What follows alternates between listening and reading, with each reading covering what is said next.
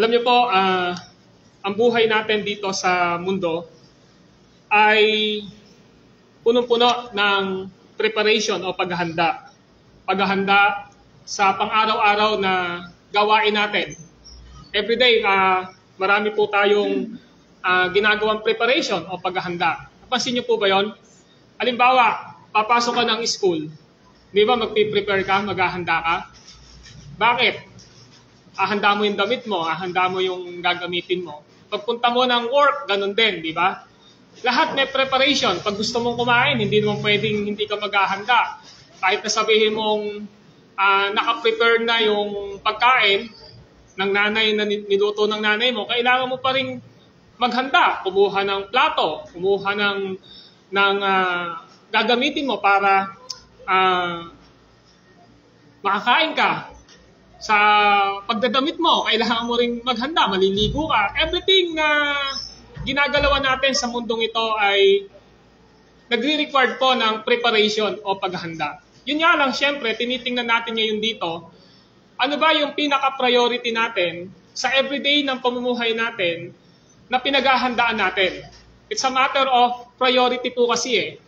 Kung hindi mo priority yung isang bagay, ipapabukas mo pa o kaya untol mo pa yung gagawin mo. Pero pagka alam mo priority ito at mahalaga ito, hindi ka na magpapatumpik-tumpik pa at alam mo na dapat mong gawin yon. Nabanggit ko po ang lahat ng ito sapagkat nagpapatuloy po tayo sa ating pag-aaral patungkol sa sinulat ni Haring Solomon.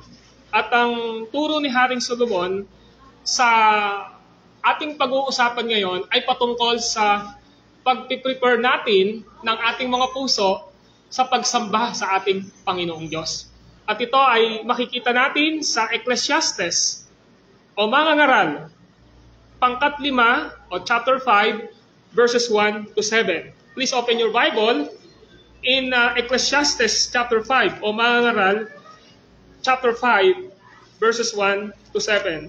At ito po ay second part ng ating pag-aaral dito po sa sulat ng Haring Solomon. Once again, Ephesians chapter 5, verses 1 to 7. Ganito po ang sabi ng salita ng Diyos. Mag-ingat ka sa pagpasok sa bahay ng Diyos. Ang pagsunod ay mabuti kaysa handog ng isang mangmang. Pagkat hindi alam ng mangmang kung ano ang mabuti masama. Huwag kang pabigla-bigla sa pagsasalita sa harap ng Diyos. Isipin mo munang mabuti ang ipapangako mo sa Kanya pagkat nasa langit siya at ikaw ay nasa lupa. Mag-ingat ka sa pagsasalita. Ang panaginip ay bunga ng maraming alalahanin. Habang dumarami ang iyong sinasabi, lalong nanganganib na magkapagsabi ka ng hindi tama. Kung mangangako ka sa Diyos, tuparin mo agad. Ayaw niya ng mayabang, kaya tuparin mo ang iyong pangako sa Kanya. Mabuti pang huwag ka ng mangako kaysa sa mangangakong ng di tutuparin. Huwag mong pababayaang magkasala ka dahil sa iyong salita.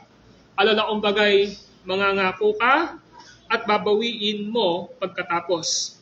Sa ganyan, galit na galit ang Diyos. Kung magkagayon, hindi kanya pagpapalain sa anumang iyong ginagawa. Kaya, gaano man kadalas ang iyong panaginip, gaano man karami ang walang kabuluhan mong salita at gawa, magkaroon ka ng takot sa Diyos. Ang ating title sa pag-aaral natin ito, sa pangalawang pagkakataon, Pagsamba sa Diyos ng may maayos na puso. Ulitin ko, pagsamba sa Diyos ng may maayos na puso. Last Sunday, tiningnan natin yung pinaka-message nitong chapter 5, verses 1 to 7. Ang topic dito ay walang iba kundi how to worship God with the right heart. Paano ba tayo mag-worship sa Panginoong Diyos ng may maayos at tamang puso? Nakita natin yung Roman numeral number 1, by prepare heart to honor God in worship. So nakita natin yun sa pamamagitan ng handang puso sa pag-honor o sa pagluwalhati sa Diyos sa ating pupuri sa ating pananambahan. At yung ating tiningnan doon ay yung nasa verse 1 ng unang bahagi. Sabi ng verse 1, mag-ingat ka sa pagpasok sa bahay ng Diyos. So yun yung tiningnan natin. Sabi ron, mag-ingat ka sa pagpasok sa bahay ng Diyos. Just imagine, ito po yung inaral natin, ito yung tiningnan natin, at nakita natin dito na si Haring Solomon ay nagpapakita na dapat na ang isang tao ay magkaroon siya ng preparation sa kanya pagsamba sa ating Panginoon. Dito makikita natin na tapos na po yung templo na Israel na nakita natin in 1 Chronicle chapter 29. Yung preparation ni Haring David at yung preparation ni King Solomon na itayo na ang templo dito. Dito pinakikita na sa panahon ni Haring Solomon, nakita niya na maraming tao na bagamat parang kung titingnan mo sa panlabas na paghatol, parang okay sila sa kanilang pagpunta sa templo. Pero ang katotohanan ay napakaraming problema na inaddress si Haring Solomon dito. Diyan natin makikita na naghahandog sila pero hindi galing sa laman ng kanilang puso. Kaya binanggit yan yung mas mainam daw ang pagsunod kaysa sa paghahandog. Of course, nakita natin na may bigat yung dalawang ito na kung saan kapag naghahandog ang isang tao ay dapat na mayroong siyang pagsunod sa ating Panginoong Diyos. Dito nakita natin na hindi maingat sa pagsasalita ang mga tao sa kanilang pagpunta sa templo upang sumamba. Number 3, makikita natin dito, ang daming mga vows sila, marami silang mga promises, mga pangako sa ating Panginoong Diyos na hindi nila tinupad. Kung kaya't sinabi ni Haring Solomon na mag-ingat kayo sa pagpasok sa bahay ng Diyos. So yan yung nakita natin. Ngayon, titingnan natin yung pangalawa. Now, this is the question again. Paano ka makakasamba sa Diyos nang mayroong tamang puso? Pangalawa, by active heart to honor God in worship. Ano ba ibig sabihin dito? By active heart to honor God in worship. Pag sinabing active, yung tinatawag ditong buhay at aktibong puso na nais mong i-honor o walhatiin ng Diyos sa ating pagsamba. At yan na ho yung makikita natin sa second paragraph ng verse 1. Doon makikita natin sa verse 1, ang pagsunod ay mabuti down to verse 7. Makikita na natin dito to. Now, pasinin niyo po, a prepared heart is an active life to honor God in worship. Dapat naiintindihan natin, kung handa ang ating mga puso, tayo dapat ay aktibo sa ating mga buhay na niluluwalhati ang Diyos sa ating mga pagsamba. Mayroon dalawang bagay na gustong ipakita rito si Haring Solomon. Letter A, you must go to corporate worship primarily to listen to God. So kanina, sinasabi ko sa inyo sa aking pasimula, na ang buhay ng bawat isa sa atin ay nagdidemand ng preparation o ng paghahanda. Napaka-basic. Pag pupunta ka ng school, kailangan mong i-prepare yung iyong sarili. Everything. Pag pupunta ka ng trabaho, kailangan mong ihanda ang iyong mga sarili. Araw-araw, nagpiprepare tayo sa mga bagay na ginagawa natin o mga activities na ginagawa natin sa ating mga sarili. Now dito, pinapakita ngayon dito ni Haring Solomon na ang isang Kristiyano na sumasamba sa ating Panginoong Diyos ay dapat handa siya. Handa siya sa pagsamba sa ating Panginoong Diyos. Nagpiprepare siya. Hindi po siya basta lamang na nag-iisip na Sunday ngayon, pupunta ako sa church without preparation and careful na pag-prepare mo sa iyong sarili. Kaya nga sinabi agad sa verse 1 na tinignan natin, mag-ingat ka sa pagpasok sa bahay ng Diyos. Di ba? Pinag-iingat tayo sa pagpasok sa bahay ng Diyos kasi mag-worship tayo sa ating Panginoong Diyos. That's why, yung point number 1 ko, yung letter A, you must go to corporate worship primarily to listen to God. Bakit po? Pupunta ka sa pagsasama-sama natin ng pagsamba ngayon dahil ang pangunahing nasa puso mo ay makinig ng salita ng Diyos. Yun yung gusto ipakita rito ni Haring Solomon, yung paikinig. Listen to God. Now, ang sabing ganon, dito sa pinag-aaralan natin, sa verse 1 ay ganito. Now, listen. Ang pagsunod ay mabuti kaysa handog ng isang mangmang pagkat hindi alam ng mangmang kung ano ang mabuti at masama. Now, tingnan niyo po yung verse 2. Huwag kang pabigla-bigla sa pagsasalita sa harapan ng Diyos. Isipin mo munang mabuti ang ipapangako mo sa Kanya pagkat nasa langit siya at ikaw ay nasa lupa.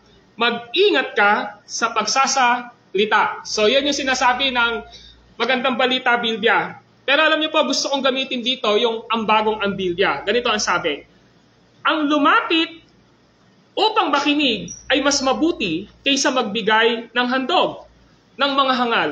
Sapagkat hindi nila nalalaman na sila'y nagsisigawa ng kasalanan. Sa English po, to draw near, to listen is better than to offer the sacrifice of fools, for they do not know that they are doing evil. Now, pansinin natin dito. When we gather, o sa ating pong pagsasama-sama, sa ating pagsamba sa pamamagitan ng mga pag-awit natin sa ating Panginoong Diyos, sa pamamagitan ng ating mga prayers o pananalangin, o sa pamamagitan ng ating masayahing pagbibigay ng ating ikapo at handog sa Diyos, ay nagpapakita rito ngayon sa atin na tumutukoy dapat dito na whatever na sasabihin natin sa ating pagtitipon, nagiging form ito ng pangako natin sa ating Panginoong Diyos. Bakit po? Now, this is the context. The fundamental way in which we worship, as this text indicate, is by listening to the reading and preaching of God's Word. So, sinasabi ngayon dito ni Haring Solomon, most of the pastor na mayroong commentary na ginawa dito, lahat sila halos tumutukoy ito sa pagpunta sa templo ng mga Israelita sa panahon ni Haring Solomon. Dapat nakikinig sila sa mga binabasang scroll ng kautusan o ng batas ng ating Panginoong Diyos. Of course, in the Old Testament, hindi yung katulad ng hawak nating mga Bible ngayon na nasa kanyang libro o kaya naman yung digital natin na mga hawak nating mga download ba yun? O download nating mga apps sa Bible. Hindi ho eh. Sa kanila po, pagpunta nila ng templo, ang ginagawa po, mayroon pong malaking scroll. Mahaba po yan, para po siyang Manila paper na nakarolyo, binubuksan po yan para basahin. Now, pinapakita ni Haring Solomon dito na maraming pumupunta sa templo na sa halip na nakikinig ng salita ng Diyos sa kanilang mga puso, ng taos-puso, nagsasalita po sila. Now, ito yung concern ni Haring Solomon. Pinapakita rito na kailangang makinig, kailangan nilang pakinggan ang mga binabasa at pinapaliwanag na salita ng Diyos. Alam niyo po, si Haring Solomon, anak siya ni David. Tama po ba? Kung inyong titingnan, si David, sinulat niya sa awit 40 verse 6. Ano ba'y sabi doon sa awit 40 verse 6? Now, basahin ko po sa wikang English. In sacrifice and offering, you have not delighted, but you have given me an open ear. Maliwanag po yan na sinasabi dito sa awit 40 verse 6. At liwating ko na sa Tagalog, ang sabi ng awit 40 verse 6 ay ganito. Now, listen. Ang mga handog, pati mga hain, at mga hayop na handang sunugin, hindi mo na ibig sa dambana dalahin, upang yaong sala iyong patawarin. Sa halip, ang iyong kaloob sa akin ay ang pandinig ko upang ikaw ay dinggin. Napansin nyo? Ang sinasabi ni Haring David dito, dapat ang isang tao ay willing siya na pakinggan o dinggin ang Diyos sa kanyang buhay. Kasi parang sinasabi ngayon dito, even King David na okay na makapagdala tayo ng mga offering natin sa Panginoong Diyos. Ito man ay mga perfect animals para sa ating kapatawaran ng kasalanan o pagdadala natin ng mga tithes natin sa church o ng mga offering natin sa church. Kung hindi po tama ang ating mga puso, kung bakit natin ginagawa yon dahil bunga yon ng instruction ng ating Panginoong Diyos sa atin, nonsense po yun eh. So sinasabi ngayon dito, ni Haring David, yung pandinig ay mas ninanais ng ating Panginoong Diyos. Ang sabi ron, sa verse 6, ang sabi ron, sa halip, ang iyong kaloob sa akin ay ang pandinig ko upang ikaw ay aking dinggin. So sabi ni Haring David, much better na yung tainga niya, yung puso niya ay handang makinig sa ating Panginoong Diyos. Bakit po? Kasi meron pong binabi sa verse 7 eh. Ano sabi sa verse 7? Kaya ang tugong ko, ako'y naririto, nasa kautusan ang mga turo mo. Ang nais kong sindi, iyong kalooban, aking itatago sa puso ang aral. Nakita nyo, yung aral na yon, yun yung dapat na itinatago natin sa ating mga puso. Kapag itinago natin sa ating mga puso ito, sinusunod natin ang kalooban ng Diyos sa ating mga buhay. Kaya sabi ni Haring David dito, kung pupunta ka sa church, even King Solomon in chapter 5, nang hindi ka nag-iingat sa pagpunta mo sa loob ng church, na handa ang puso mo na makinig sa salita ng ating Panginoong Diyos at sasabihin mo, well, nandito ako sa loob ng church, pero nagwa-wandering ang iyong mind at wala talaga sa interest sa pakikinig ng salita ng Panginoong Diyos at makatapos ka lang na masabing nagsimba ka, may malaking problema po doon. Dahil sinasabi ngayon dito ni Haring David sa verse 8, ang nais kong sindin, iyong kalooban, aking itatago sa puso ang aral. Napansin nyo? So, wala kang pwedeng masunod sa Panginoong Diyos na kanyang kalooban kung wala pong aral na narinig ka na nakatago sa iyong puso. Yun yung gusto ipakita ni Haring David dito. Ito yung pinakamagandang nangyayari na gustong ipakita ni Haring David. Now mga kapatid, to listen is better. Back to Mga Ngaral chapter 5, verse 1. Ano sabi ron?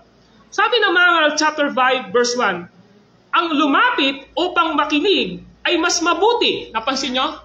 Sa English ang sabi ho doon, to draw near, to listen is better. Listen is better than sacrifice. Bakit po? Kasi nga may problema eh. Pwede tayong mag-sacrifice kay Lord. Yung bang parang nadala lang natin yung ating sarili dito ngayon. O kaya nadala natin yung ating gustong iabot para sa pagtulong sa gawain ng Panginoong Diyos. Pero ang problema, you are not prepared to listen the Word of God sa iyong buhay, may malaki pong problema yon. So sinabi ngayon ni Haring Solomon, to listen is better. Sabi niya, ang makinig ay mas mabuti. Why? Now, in Romans chapter 10, verse 17, ano sabi ni Apostle Paul? Kaya nga, ang pananampalataya ay nanggagaling sa paikinig. At ang paikinig ay sa pamamagitan ng salita ni Kristo. So the purpose of our listening to the Word of God, simple lang po.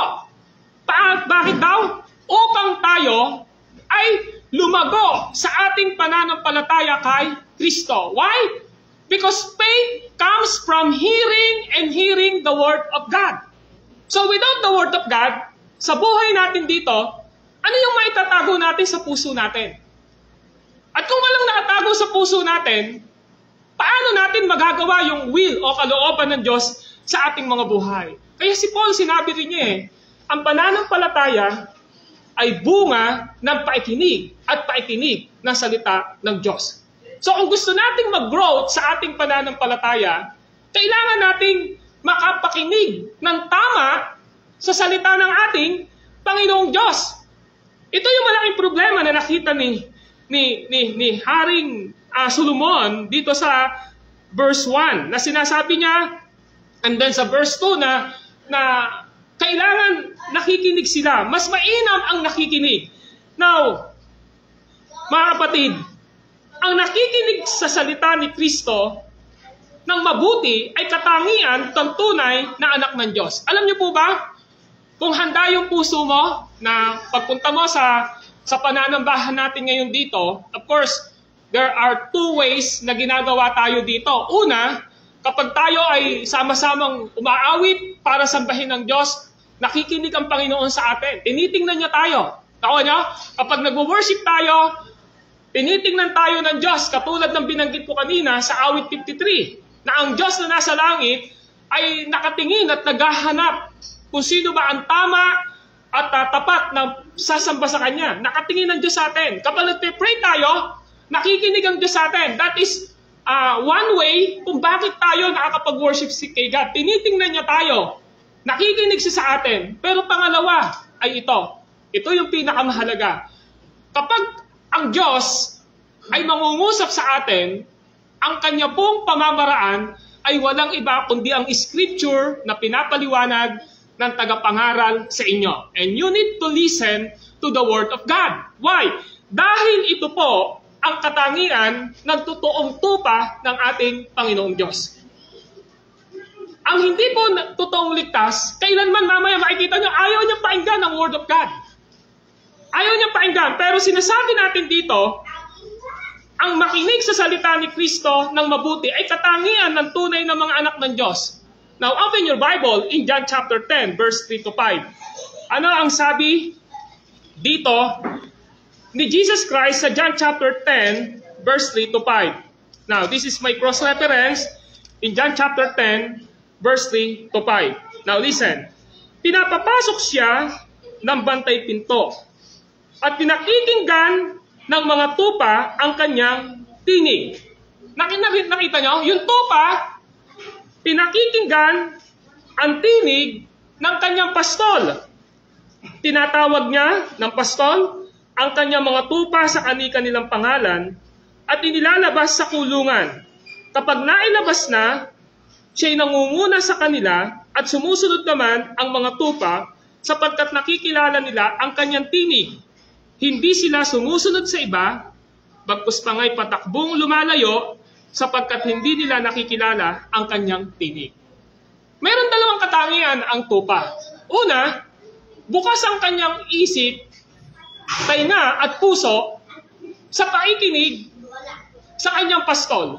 And then secondly, hindi lang siya basta passive sa kanyang pakikinig, kundi sa kanyang pakikinig, siya ay sumusunod sa lahat ng kanyang napapakinggan. Now, tingnan nyo yung analysis dito na sinabi ni Jesus Christ. Sa verse 3, pinakikinggan ng mga tupa ang kanyang tinig. Pinakikinggan. Ano yung gagawin ng tupa pag napakinggan? Sabi ng verse 4, sumusunod naman ang mga tupa. So meron dalawa. Nakikinig, and then ano yung pangalawa? Sumusunod. Hindi ko pwedeng tayo ay nandito sa loob ng chapel na ito, nakikinig tayo, pero ang problema ay hindi natin ito i-apply sa ating mga sarili, hindi yun yung tamang gusto ng ating Panginoong Diyos. Ang isang tunay na anak ng Diyos, kapag nakikinig siya, ay handa niyang sundin ang tinig ng ating Panginoong Diyos sa pamamagitan ng written word. And that is the Scripture. Amen po ba? Yun yung gusto ipakita sa atin dito. Mga kapatid, sa John 8:47, puntahan natin ang John 8:47. Ano ang sabi ni Jesus Christ sa John 8:47? Ang mula sa Diyos ay nakikinig ng salita ng Diyos. Ang isang tao na kung saan ay mula siya sa ating Panginoong Diyos, ang sabi ni Jesus, makikinig siya ng salita ng Diyos. Meron siyang kauhawan. Yung kanyang pagiging atentibo sa pakikinig ng salita ng Diyos ay nandun. Bakit? Kasi gusto niyang malaman kung ano yung kalooban ng Diyos sa kanyang buhay upang maipamuhay niya ito, upang masunod niya ito. Sa pagkontra ni Jesus Christ, may binanggit siya na ang isang tao na hindi nakikinig ng salita ng Diyos ay hindi mula sa ating Panginoong Diyos. Ano yung sabi ng verse 47? Ngunit hindi kayo mula sa Diyos, kaya hindi ninyo pinakikinggan ang salita ng Diyos. Nakita niyo yung mapagandang pagpapakita ng ating Panginoong Hesukristo rito? Dinipres niya, pinakita niya rito, ano ba yung tupa? Yung kambing na hindi tupa, magkaiba siya. Kapag ka hindi tupa, ayaw makinig na salita ng Diyos, pero pag tupa ng ating Panginoong Diyos, nakikinig ng salita ng Diyos. Ngayon, ano ang ibig sabihin nito?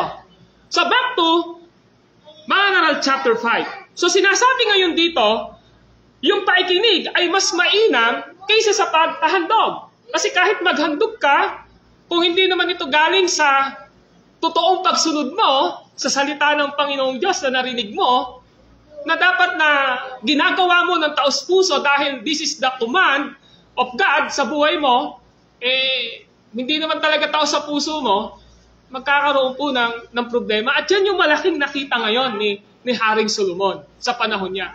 Nagdadala sila ng kanilang mga handog, pero ang problema, ang layo-layo ng puso nila sa Panginoong Diyos. So ngayon, makikita natin dito na ang pakikinig ay isa sa pinaka-primarily na purpose kung bakit pumupunta ang mga Israelita, the people of God from Old Testament in the house of God. Dahil ang gusto nila, mapakinggan nila ang salita ng Diyos. Alam niyo, we are blessed sa panahon natin. Bakit po? Kapag ka gusto mo ang personal na marinig ang tinig ng Diyos sa iyong buhay, ino-open mo lang ang Bible mo, meron ng Word of God na dumarating sa iyo. Binubuksan mo yung apps ng cellphone mo na Bible, meron ka nang nababasang salita ng Diyos. Sa Old Testament po, hindi. Para mapakinggan mo ang salita ng Diyos, kailangan mong pumunta sa bahay ng Panginoong Diyos. Dahil doon lang naririnig, nababasa ang salita ng Panginoong Diyos. Ngayon, ang problema ngayon natin dito, most of us, hindi natin maipaliwanag na mabuti yung isang passage na meron tayo. That's why ito yung pinakamahalagang importante na tinuturo sa atin na kapag ka sa araw ng pananambahan na ipapaliwanag na mabuti sa atin ang salita ng ating Panginoong Diyos. Kapatid, magkaroon tayo ng puso na handang makinig sa salita ng Diyos. Salita ng Diyos na ipinapamuhay natin dahil alam natin na ito yung kalooban ng Diyos sa ating mga buhay. Yan yung gusto ipakita. Now, tingnan natin ang verse 2 and 3 ng Mga Ngaral chapter 5. Mag-ingat sa pagsasalita or be careful to your speech. Ano sabi ng Mga Ngaral chapter 5 verse 2 and 3? Sabi ng verse 2, huwag kang pabigla-bigla sa pagsasalita sa harap ng Diyos. Isipin munang mabuti ang ipapangako mo sa Kanya sapagkat nasa langit siya at ikaw ay nasa lupa. Mag-ingat ka sa pagsasalita. Verse 3, ang panaginip ay bunga ng maraming alalahanin. Habang dumarami ang iyong sinasabi, lalong nanganganib na makapagsabi ka ng hindi tama. So si Haring Solomon ngayon, nagpapakita siya na sa atin dito, sa panahon niya, na kailangang mag-ingat sa pagsasalita. Sa English po, be careful to your speech. Yan yung gusto ipakita rito. Now, pansinin natin, si Haring Solomon, nagsasalita sa kanyang kapanahonan o sa atin, na hindi lamang basta sila handa na makinig. Di ba nakita natin? Dapat ready to listen tayo sa salita ng Panginoong Diyos, especially in the gathering of the church. Pero pinapakita rito ni Haring Solomon na sinasabi niya rito to limit our speech in worship. Sabi niya, kapag nag-worship, pumapasok sa bahay ng Panginoong Diyos, isipin mo munang mabuti yung sasabihin mo sa Panginoon. Tama po ba? Isipin mo munang mabuti ang sasabihin mo sa Diyos. Why? Nasa langit siya, ikaw nasa lupa. So sinasabi ngayon ni Haring Solomon dito, limit our speech in our worship.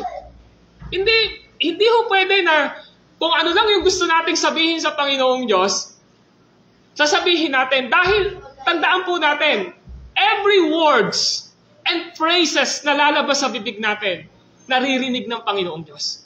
And God expecting us sa lahat ng ating sinasabi. Naniniwala ba kayo ron? Ngayon, ito sinasabi ngayon dito ni Haring Solomon. Sabi niya, huwag kang pabigla-bigla sa iyong bibig. Sabi ng ang bagong ang Biblia, ang ganda nga eh. Yung rendition niya, kaya kinuha ko. Sabi niya, huwag kang pabigla-bigla sa iyong bibig.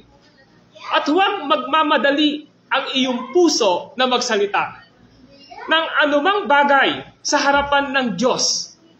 Sapagkat ang Diyos ay nasa langit at ikaw ay nasa lupa, kaya't kaunti lamang ang iyong maging salita. Para tingnan natin dito, kapag mahal mo ang isang tao, huwag ka lang daldal ng daldal. Parang ganun lang, di ba? Kailangan makita sa buhay mo yung action mo. Kaya nga dito, sabi nga ni Erap nung araw, dami salita, madaming mali. Eka, di ba? Sabi niya, ano? Less talk, less mistake. Di ba sabi niya? Ganun yung gusto ipakita rito eh. Now, this is the point. You cannot listen if you're speaking. Hindi ka makakapakinig kung salita ka ng salita. Alam niyo, ito yung sinabi ni James eh. Ang sabi ni James, ni Santiago, sa Santiago chapter 1 verse 9, ganito po ang pagkasabi ni Santiago. Tandaan niyo ito, mga kapatid kong minamahal. Matuto kayong makinig, dahan-dahan sa pagsasalita at huwag agad magagalit. So, ina-apply ngayon ito ni James, simple lang. Napansin nyo ba na kapag mayroong nag-aaway, nag-aaway yung mag-asawa, tapos nagsasalita yung babae, mas maraming salita yung babae, di ba? Yun naman talaga yung sabi mas marami raw salita ang babae kaysa sa lalaki. Di uma-armalite ngayon si Mrs. Di ganun yung sinabi. Ngayon, pasilin mo, sabayan mo rin. Huwag kang mag-single ng putok. Ganun din, armalite din yung gamitin mo. Ano yung mangyayari sa inyong dalawa? Mag-aaway kayo eh. Pero kapag ka nagsasalita si babae, tapos hindi ka nagsalita, umupo ka lang, pinakinggan mo lahat na sinasabi niya, tingnan mo, hindi na rin po magsasalita yan. Bakit? Kasi hindi nagagatungan yung yung sinasabi niya eh. Ngayon, sinasabi ngayon ni James dito ay ito. Ang sabi ni James, the more na ikaw ay salita ng salita, di ba? Kapag mayroon kang ka-argumento, salita ka ng salita, masikip na ano yung mangyayari sa'yo. Nagkakaroon ka ng galit sa iyong sarili, mas nagagalit ka. So sinabi ngayon ni Santiago, tandaan ninyo ito mga kapatid kong minamahal. Matuto kayong makinig. Matuto tayo makinig. Tapos ang sabi, dahan-dahan sa pagsasalita. Ano ba ibig sabihin ng dahan-dahan? Of course, sasabihin nyo, slow down to di ba? Parang ganon.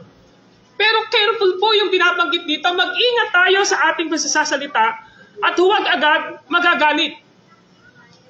So kahit si James, sinasabi niya ngayon na yung pagsasalita natin, the more na nagsasalita tayo ng madami, mas posible na mas marami tayong masabi na mali sa harapan ng ating Panginoong Diyos. Now, tandaan natin, the context is worship. The context is worship. Ang konteksto ay ang pagsasalita mo sa Diyos. Kapag nagpe-pray ka, naririnig ng Diyos yung sinasabi mo. This is as spiritual. Yun yung gusto ipakita rito. Now, si Jesus, nag-reflect siya dito sa ating pinag-uusapan sa Matthew chapter 6. Tingnan nyo. Sa Matthew chapter 6, verses 7 and 8. Ano sabi niya? Sa prayer daw, dapat ganito yung nasa isip natin. Sa pananalangin ninyo, huwag kayong gagamit ng napakaraming salita. Gaya ng ginagawa ng mga hintil. Ang akala nila paikinggan sila ng Diyos dahil sa dami ng kanilang salita. Huwag ninyo silang tularan sapagkat alam na ng inyong Ama ang inyong kinakailangan bago pa ninyo hingin sa Kanya. So the context is prayer.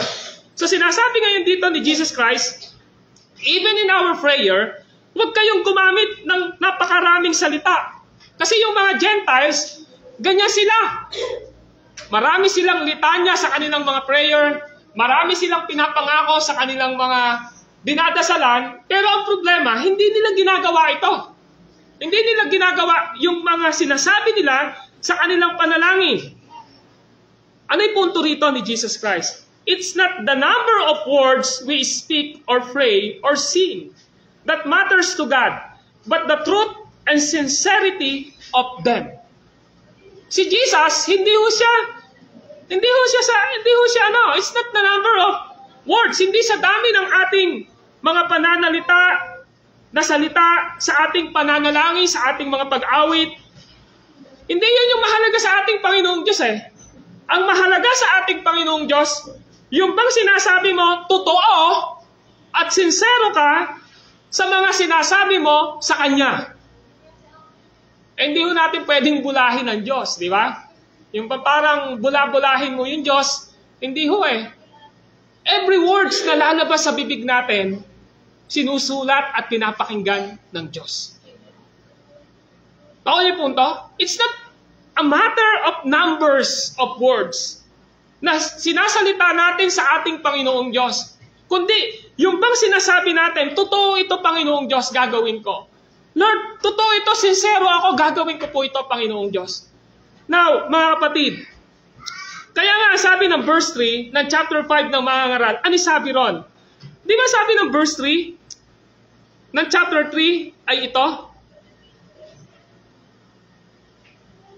Sabi ron ay ito sa verse 3. Teach us word that is not appropriate to God is a sin. Ano sabi ng verse 3? Ng verse 2. Huwag kang pabigla-bigla. Ano ba ibig sabihin ng salitang huwag? Now, ang salitang huwag, mga kapatid, this is warning. A warning. Pag sinabing huwag, do not, di ba? Saan nagsisimula ang Ten Commandments? Huwag, di ba? Huwag. Pag ba sinabing huwag, ano ba ito? Warning po ito eh. Kaya ngayon, no, sinabi ngayon dito ni Haring Solomon sa verse 2, huwag kang pabigla-bigla sa pagsasalita sa harap ng Diyos. Napansin niyo po yon? Binanggit niya yon. Alam niyo, kasalanan po ba ito? Kasalanan. Bakit po? Meron pong binanggit eh. Kapag ikaw, pabigla-bigla ka, hindi mo tinupad, kasalanan. Bakit po? Tingnan niyo po yung verse 6. Huwag mong pabayaang magkasala ka dahil sa iyong salita. Promises and vow to our God. Kapag hindi natin sinunod, kasalanan po. Bakit kasalanan? Excuse me. Sabi ng verse 6 huwag mong pabayaang magkasala ka dahil sa iyong salita. Napansin niyo po yun?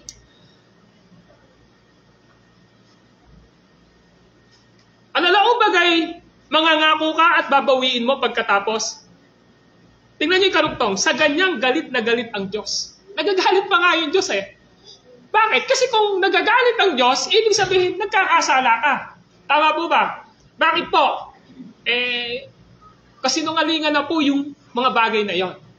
So, mapapansin natin, ang salitang huwag ay warning. Kaya dito, pinakikita ngayon sa atin dito ni Haring Solomon, na sa ating pagpunta sa church, you must go to corporate worship primarily to listen to God. Kaya sa ating paikinig sa ating Panginoong Diyos, mas mainam na nakikinig tayo sa Kanya at maging maingat tayo sa pagsasalita natin sa ating Panginoong Diyos. Amen po ba? So maging maingat tayo. Now, tingnan natin yung letter B. Letter B. Mga marka na mayroong kang handang puso sa pagsamba sa Diyos. So ito ngayon yung sinasabi ng verse 4 to 7. Paano natin malalaman na tayo ay handa sa ating puso para isambahin ang ating Panginoong Diyos? Sabi ng verse 4 to 7 ay ganito. Kung mangangako ka sa Diyos, tuparin mo agad. Ayaw niya ng mayabang, kaya tuparin mo ang iyong pangako sa Kanya. Mabuti pang huwag ka ng mangangako kaysa mangako ng di tutuparin. Huwag mong pabayaang magkasala ka dahil sa iyong salita. Alalaong bagay mangangako ka at babawiin mo pagkatapos, sa ganyang galit na galit ang Diyos. Kung magkagayon, hindi ka niya pagpapalain sa anumang iyong ginagawa. Kaya, gaano man kadalas ang iyong panaginip, gaano man karami ang walang kabuluhan mong salita at gawa, magkaroon ka ng takot sa Diyos. So, pinapakita ngayon dito ni Haring Solomon, paano ba natin malalaman na tayo ay handa na mag-worship sa Panginoong Diyos? The truth is here. Now, pansinin natin, the truth here for us is, kailangan nating maging maingat Saan?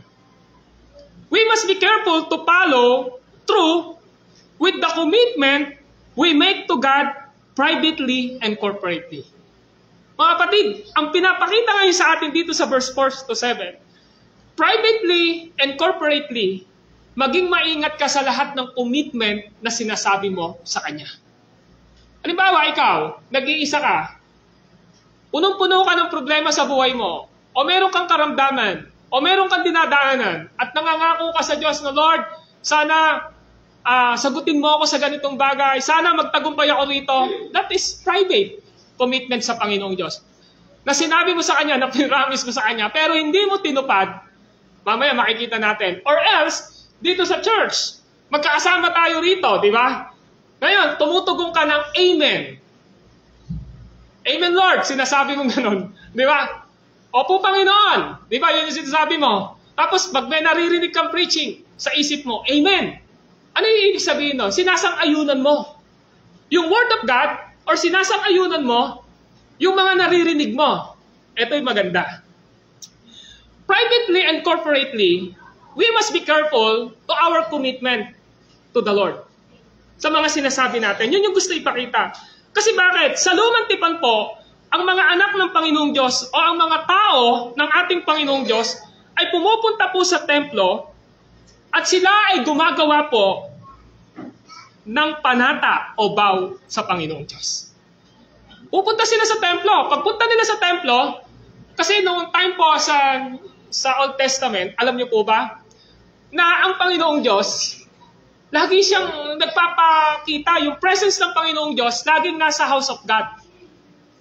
Yung worship nila noon, lagi ko sinasabi, yung disadvantage sa lumang tipan, hindi ka pwedeng lumapit sa Panginoong Diyos ng walang priest. Hindi yung pwede yon. Kailangan pupunta ka sa templo.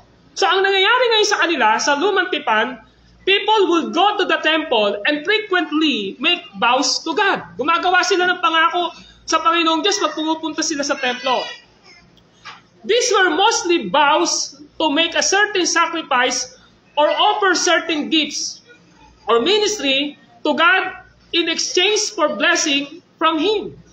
Nangangako sila para yung lahat ng, halimbawa, nagdala sila ng ganito. Ba't ka nagdala ng ganito? Pag nagdadala sila ng offering nila sa Panginoong Diyos, meron silang nasa isip.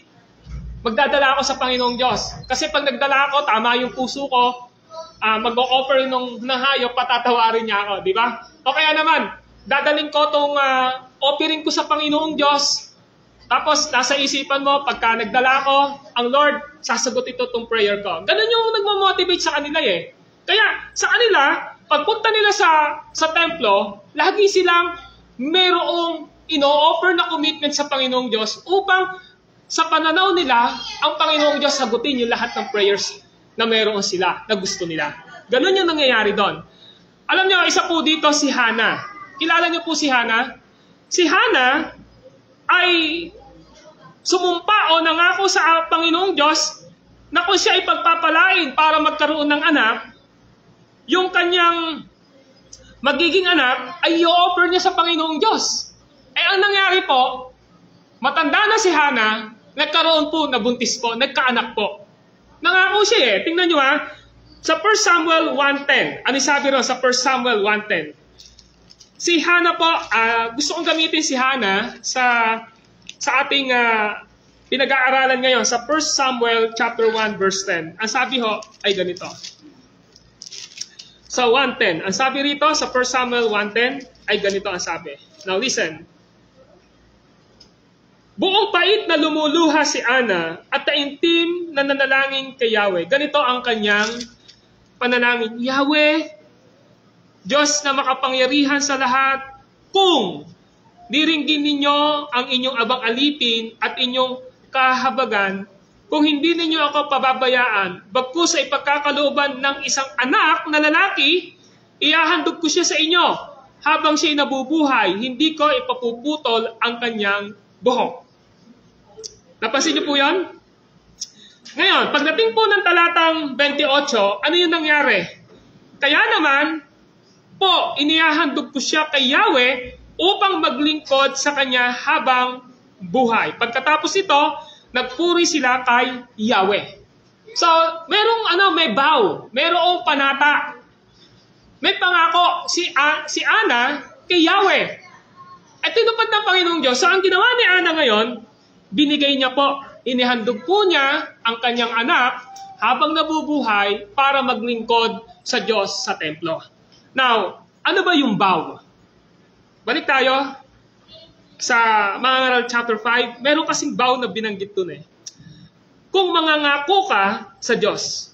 Sa iba po kasi dyan, panata yung ginamit. Kung mangangako ka sa Diyos. Kasi medyo mababaw to, promise yung sa Tagalog ito. Sabi ng verse 4, kung mangangako ka sa Diyos, tapos doon sa bandang dulo, pangako sa Kanya, tapos pagdating ng verse 5, kaysa mangako, pagdating ng verse 6, huwag mong pababayaang magkasala ka dahil sa iyong salita, alalaang bagay, nangako ka, tapos pagdating po dyan, puro vow yung binanggit. Ano ba ibig sabihin ng vows? Ang salitang vow ay galing po sa Hebrew word na ang kahulugan ay ito. Is a kind of vow or oath. Ito po ay klase ng panunumpa at ng panata. Yung salitang vow sa Hebrew po ay neder, may consist of performing some act in the future, either once or regularly. Ano ibig sabihin nito? Meron kang pangangailangan ngayon, di ba? Meron kang pangangailangan ngayon. Meron kang gusto na sabihin sa Panginoong Diyos na nasa isang sitwasyon ka na kapag ka ikaw ay sinagot ng ating Panginoong Diyos, ang sasabihin mo, eto'y panata ko sa iyo. Di ba? Ganun naman tayo. Sabi ng iba, pag na-graduate ako, di ba? Yung mga ganon. Pag nagkatrabaho ko, di ba? Kapag ka gumaling ako, kapag ka pumasa ako sa ganito, kapag nagkanegosyo ako, ang dami natin, Lord, eto, di ba? This is the promise and vow. Minsan nga, nag-uusap kami ng mga pastor, ang daming pangakong pinabayaan. Di ba? Totoo naman yun eh. Di ba, ang daming vows? Ang ibig sabihin po ng vow, o pangako, o oath, o promises, ay nagsasabi sa atin na ito ako Panginoon ngayon. Pero pagka dininig mo, tinupad mo itong kahilingan kong ito yung gagawin ko. Kaya nga ang kanyang term dito ng meaning ay once or regular. Once or regular. Mangangako ka ng minsan o mangangako ka ng dire-diretso sa Panginoong Diyos. So ano ang point dito? It is a solemn promise to God or brethren committing oneself to an act, service, or condition. Pinapakita ngayon dito na ito ay isang banal na pangako sa Diyos o sa iyong kapatiran o sa iyong mga magulang o sa mga tao na kapaligid sa iyo na gagawin mo ito, maglilingkod ka sa kanila o anumang kondisyon. Yun yung ibig sabihin ng panata. Noong araw, kapag papasok tayo sa room, may flag ceremony, panatang makabayan, di ba? May panatang makabayan pa di ba? Iniibig ko ang Pilipinas. Ito ang aking lupang sinilangan. Di ba? Tapos pag nag-Boy Scout ka, meron din kayong, oath. Di ba? Kapag pumasa ka ng doktor, kapag pumasa ka ng gano'n, may oath. Di ba? So yun yung ibig sabihin doon. Mga kapatid, pakinggan nyo po. In verse 4 to 6 ng Mga Ngaral chapter 5, it is a vow, oath, or solemn promise to God. Pangako po ito sa Diyos. Ito yung mga pinangako mo sa Diyos. Baka meron po sa inyo rito na nangako na sa Diyos eh. Di ba? May pangako kayo sa Diyos. Tapos yung pangako nyo sa Diyos na yun, tinupad nyo. Ano yung pakiramdam nyo? Di ba mapakasarap? So, pinapakita ngayon dito na ang verse 4 to 6, ito ay isang panata, ito ay isang itong panunumpa o isang pangako sa Panginoong Diyos. Maliwanag yan sa verse 4 to 6. The promise, oath, or vow you made na hindi tinupad ay kasalanan. Yun yung gusto ipakita ngayon dito ni Haring Solomon. Ano ang sabi ng verse 6? Tingnan niyo po, ang sabi ng verse 6 ay ito, huwag mong pabayaang magkasala ka dahil sa iyong sasalita. Alalang bagay mangangako ka at babawiin mo pagkatapos, sa ganyang galit na galit ang Diyos. Kung magkagayon, hindi ka niya pagpapalain sa anumang iyong ginagawa. Kung titingnan natin nga yung promise natin sa Panginoong Diyos, katulad na sinasabi ni Haring Solomon, walang blessing na dumarating. Bakit? Kasi nga, hindi naman yung pinangakuan mo ay isang anak mo na, anak, pagbalik ko, bibili kita ng candy, di ba? Hindi naman yun Ang sinasabi ngayon dito, ni Haring Solomon, tandaan mo, ang Diyos natin nasa langit at ikaw ay nasa lupa. So, yun gusto ipakita ngayon ni Haring Solomon dito.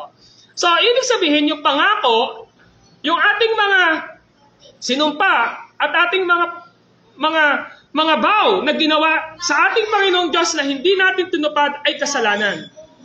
Di ba meron tayong minsan ginagawa natin? Nagpa-promise tayo, halimbawa, pag-attend sa church. Sorry to say po attend ka naman. Ano sasabihin? Sige po, pastor, attend ako. Di ba? Sa akin ka nga nagsalita, pero ang tanong, bakit ba kita inaanyayahan at pinapaalalahanan na sumamba? Dahil sa Panginoong Diyos. So, ibig sabihin kung hindi mo ginawa yon, ang tanong doon, nagkasala ka ba o hindi? Nagkasala ka kasi kasalanan na po yun Kaya sabi ni James, oo, hindi. Di ba? Yan ang pinapakita ngayon dito. So, this is a simple example na may mga promise tayo sa Panginoong Diyos na hindi lang natin basta hindi tinutupad, kundi intentionally para wala na lang maging maraming usapan. Sinasabi mo ngayon, okay na, oo na. Pero hindi ganun yung gusto ng Panginoong Diyos. Kasi gumagawa ka ng paikipagtipan mo sa ating Panginoong Diyos sa pamamagitan ng mga naglilingkod sa Kanya o sa pamamagitan ng iyong mga sinasabi sa Kanya. Kaya ang nangyayari, nagkakasala tayo pag di natin tinutupad yon.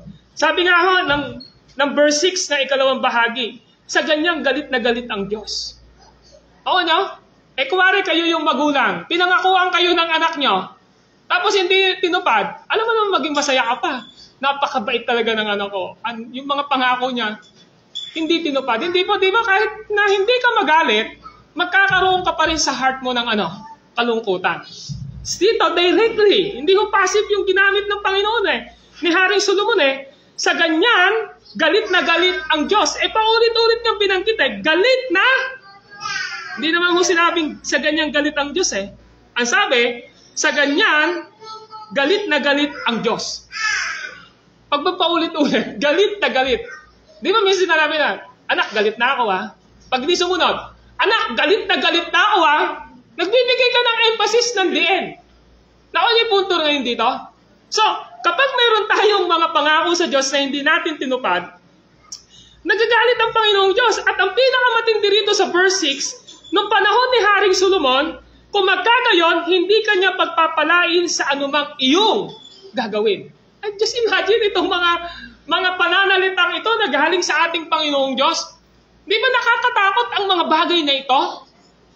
Kung tayo ay naroon sa panahon ni Haring Solomon at sasabihin ng Diyos sa pamamagitan ni Haring Solomon, o kayo na mga constituent ko o people of God sa Israel, yung mga promise yun sa Panginoong Diyos, di ba? Ang dami yung mga promise kay Lord, ang dami yung mga sinabi privately and corporately na ipinangako sa Diyos na hindi nyo tinupad. This is the warning, sasabihin ni Haring Solomon. Hindi kayo pagpapalain ng Diyos sa mga gagawin niyo.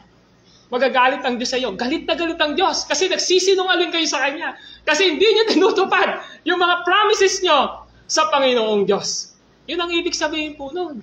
Kaya sinasabi ngayon dito sa atin na ang Diyos natin ay meron ine-expect sa iyong mga promise. Vow and oath. Kaya ang sabi ng verse 4, kung mangangako ka sa Diyos, tuparin mo agad. Nakita niyo po ba sa verse 4? Huwag nang magpatumpik-tumpik pa. In other words, kapag nangako ka sa Panginoong Diyos, make it priority sa iyong buhay. Amen po ba?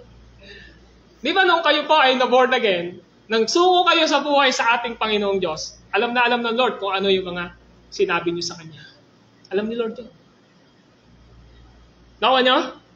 So, kailangan po natin, ang sabi ni Haring Solomon, kung mangangako ka sa Diyos, tuparin mo agad. Ayaw niya na mayabang, kaya tuparin mo ang iyong pangako sa Kanya. Natikman niyo na ba na pinangakoan kayo pero hindi tunupad? Ano nasa isipan niyo? Pinagyabangan lang ako, di ba? Ganun nasa isipan natin. So, we need to prioritize our vows, promises sa ating Panginoong Diyos. Now, hindi naman po sa nagtataas ako ng tao. Way back 2014, sabi ng asawa ko, pag nag-abroad ako, bibili tayo ng lupa, tapos papagawa tayo ng church. Sabi ko. Totoo ba ako yan? Oo, basta sabi niya ganon.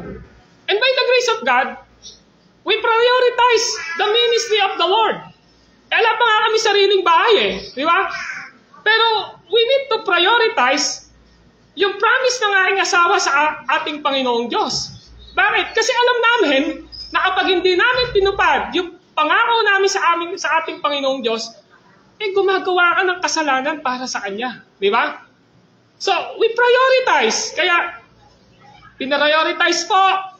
Kahit maliit, tinupad po. Ano ibig ko sabihin dito? Kasi ayaw ng Diyos ng mayabang.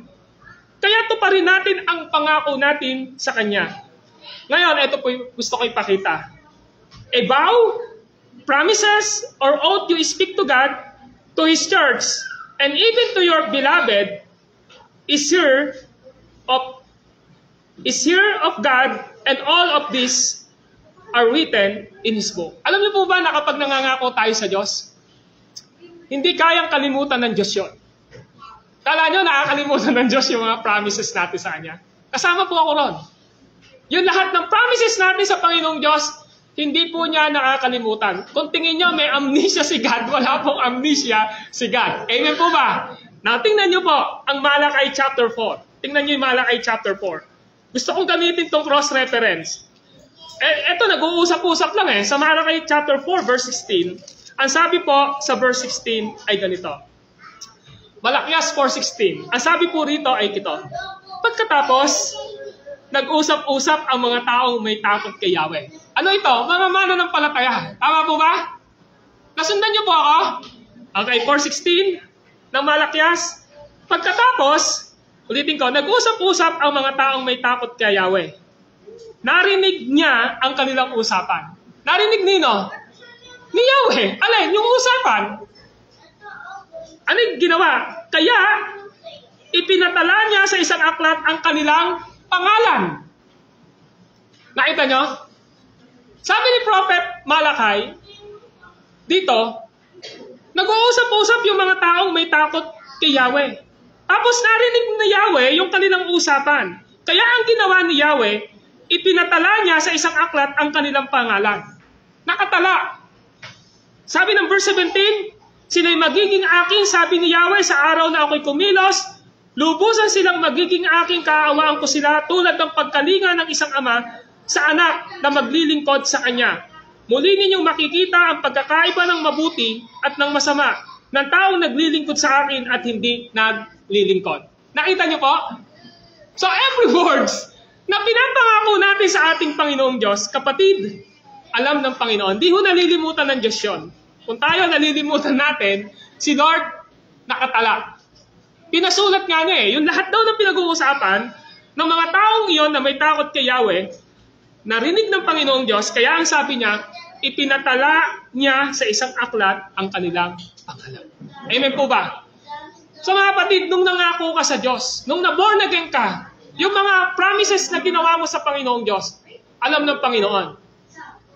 So ngayon, in our worship, ito gusto kong ipakita. Alam niyo po ba na sa ating pagsamba, kapag nagre-respond tayo na, Amen, Lord, kapag nag-worship tayo, kapag nagsasalita tayo, bumubulong tayo ng panalangin, o kaya naman ay umaawit tayo ng papuri sa ating Panginoong Diyos.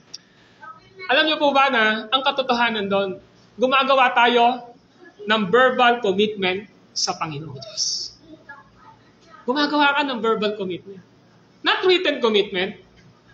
Pero pagka sinabi mo, may narinig kang sinabi sa banal na kasulatan, tapos sinabi mo, Amen, Lord, ang ibig sabihin nun, truly, truly, Lord, totoo po ito, Panginoong Diyos. You make a verbal commitment sa Panginoong Diyos. Amen po ba? So, Jesus says in Matthew 12:36, ano sabi ni Jesus? Sinabi ko sa inyo, Sa araw ng paghuhukom, pananagutan ng tao, alin daw, ang bawat salitang walang kabuluhan na sinabi niya.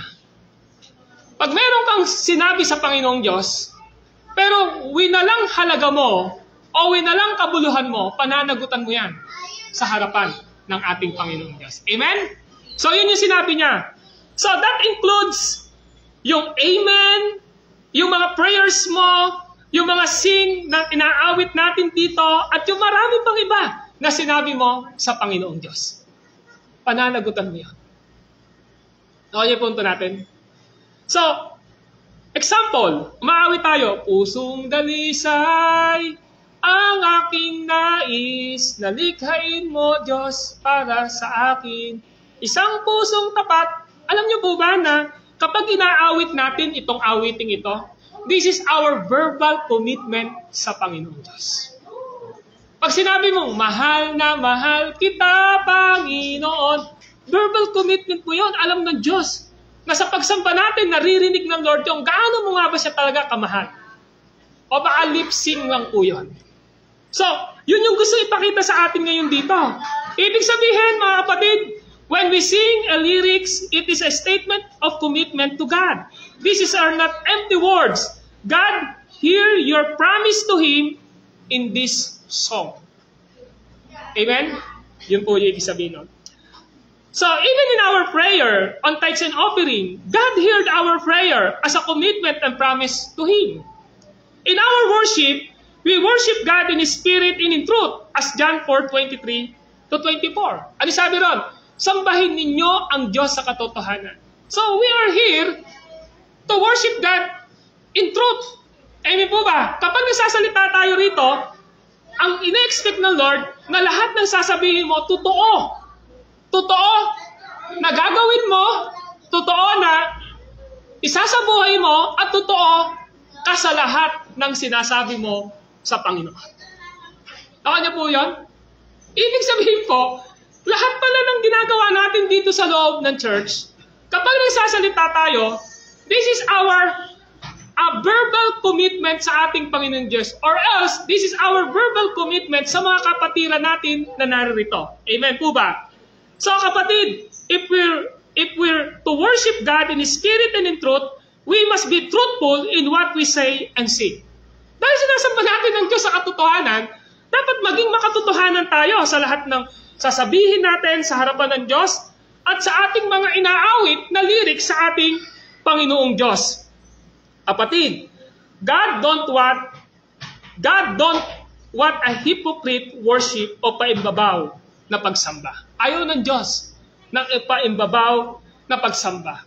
Ayaw ng Diyos na paimbabaw na mga pananalita. Tingnan niyo po ang Marcos 7:6. Ano ang sabi ni Jesus sa Marcos 7:6? Sabi ng Marcos 7:6 ay ganito. Now listen in verse 6. Sinagot sila ni Jesus, tama ang hula ni Isaiah tungkol sa inyo. Mapag-imbabaw nga kayo, gaya ng kanyang isinulat. Paggalang na handog sa akin ng bayang ko'y paimbabaw lamang, sapagkat sa bibig at hindi sa puso, ito bumubukal. Alam niyo, lahat na sasabihin natin na hindi nanggaling sa totoong laman ng ating puso, malabo ho ito na matupad. Ibig sabihin, lahat ng matutupad, yun yung laman talaga na bukal sa puso natin. Na alam natin na sino yung pinangakuan natin. Pinangakuan natin ng Diyos o kaya pinangakuan natin yung tao na nakasama natin. Yun yung gusto ipakita rito eh. Ayaw ng Diyos na pagpapaimbabaw na pagsamba. Ayaw ng Diyos na pagpapaimbabaw na panalangin. Ayaw ng Diyos na pagpapaimbabaw na pangako natin sa Kanya. Ang gusto ng Diyos, totoo. Dahil God is Spirit and in truth. Amen? As we worship God in Spirit and in truth. We are not playing here, mga kapatid. Nandito tayo because we are gathered church na dapat na naririnig natin ang tinig ng Diyos. This is my application. How are we to respond this? Paano tayo tutugon dito sa pinag-aralan natin? Mga kapatid, magkaroon ka ng banal na pagkatakot sa Diyos. Magkaroon ka. Balik tayo. Ano sabi ngayon ng Mangaral 5:7. Ang sabi rito ay ito, magkaroon ka ng takot sa Diyos. If you already have promised to God, alalahanin mo ito. Magkaroon ka ng takot sa Diyos. If we have unfulfilled promise and vow sa buhay natin, kahit gaano pa ito na nangyari na sa ating mga buhay, baka po nagkakaroon ngayon ng reflection nito sa buhay natin. I made promise to God, pero hindi natin ginawa. Tapos ngayon nararanasan natin sa ating buhay, bakit kaya nangyayari sa akin ito? Dahil you have unfulfilled promise sa Panginoon Diyos. Kaya nga sabi ng Biblia, dito, hindi ka pagpapalain ng Diyos. Yun yung sinabi niya rito di ba? Hindi ka pagpapalain ng Diyos. Nagagalit ang Diyos sa'yo, yun yung sinasabi rito. Sapat, we need to, tingnan natin yung sarili natin ngayon. Lord, ano ba yung mga promises na ginawa ko sa'yo? Meron bang nagiging implication nito ngayon sa buhay ko? Baka meron pong implikasyon nito sa buhay ko. Marami tayong promise kay Lord. Sabi natin, Lord, maglilingkod ako sa'yo, pero hindi mo pinaglilingkudan ng Panginoon. Meron kang napakinggan dati, Lord, ako po ay magiging maghalakin na mag-worship, sasamba sa iyo, Panginoong Diyos. Or else, baka meron kang sinabi, di na ako magpapalate. Tapos di mo naman tinutupad, di ba? So tingnan natin, napakarami na implication nito sa buhay natin. Fear God and believe the gospel. King Solomon concludes his treatment without of the requirement. For God, sabi rito, for God, honoring corporate worship. Sabi niya rito, magkaroon ka ng takot sa Diyos. Kung gusto mo na totoong ma-worship ang Diyos sa iyong buhay, lagi nating iisipin na ang Diyos po natin ay Diyos na nasa langit at tayo ay nasa lupa. The fear of the Lord is the beginning of wisdom. So we must fear God. Ang dahilan po kung bakit po hindi dapat tayo pabigla-bigla o nagmamadali sa ating mga pananalita katulad na sinasabi ng verse 2. Nasa langit siya at ikaw ay nasa lupa. Huwag po tayong hasty. Huwag po tayong magkaroon ng pabigla-bigla o nagmamadaling mga pananalita at pangako sa Diyos dahil nasa langit siya at ikaw ay nasa lupa, sabi ng verse 2. Dapat naiintindihan po natin na ang Diyos po natin ay nag-expect sa lahat ng ating po sinasabi sa Kanya. Of course, we must reminding the gospel to ourselves. Kahit yung sarili natin, paalalahanan natin ang ebanghelyo ng Diyos. Alam niyo bakit po? Of course, alam naman po natin dito, mga kapatid. Alam natin na sa buhay natin dito, we are not perfect. We have imperfection sa buhay po natin. Kahit sa pagsamba natin, di ba? Pero salamat sa Panginoong Diyos, sa kabila po nito, ay tinatanggap niya tayo bilang anak. Hindi naman po nangangahulugan na kapag hindi natin tinupad yung promise natin kay Lord, hindi na niya tayo anak. Anak pa rin po niya tayo. Yun nga lang, ang Panginoong Diyos ay gumagawa ng paraan to remind us sa buhay natin na tuparin natin yung mga pangako natin sa Kanya. Dahil yun naman po ay napakaliwanag na binabanggit na sa niya sa lugar.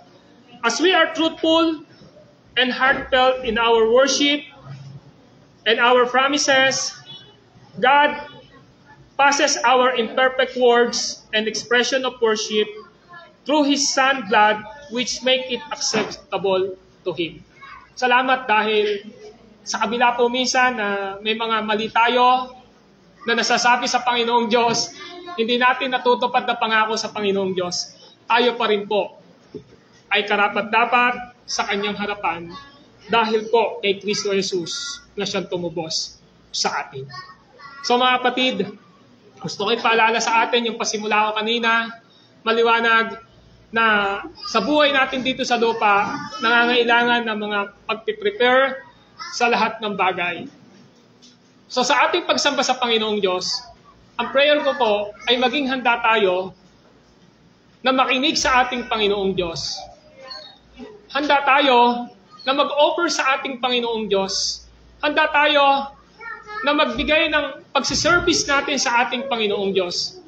At dalangin ko po na lahat ng ginawa nating vows, promises sa ating Panginoong Diyos ay matupad by Himself sa ating po mga buhay. Lord, maraming salamat sa mga salita nyo na aming natanggap. Ang aking pagdalangin ay patuloy nyo po itong i-bless at pagpalain sa aming mga buhay. Maraming salamat po, Lord. This is our prayer. In Christ's name, amen and amen. Palakpakan po natin ang ating Panginoon Diyos. Okay, sa puntong ito,